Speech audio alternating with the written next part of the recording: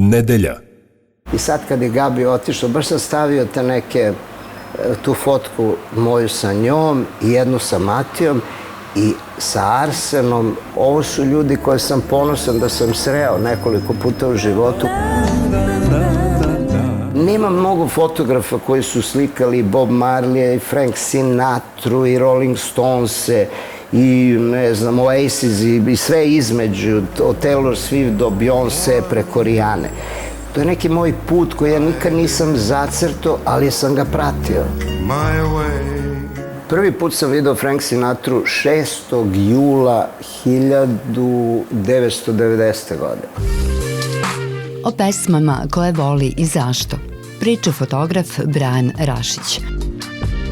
3 note, nedelja, 16 časova, prvi program RTV-a.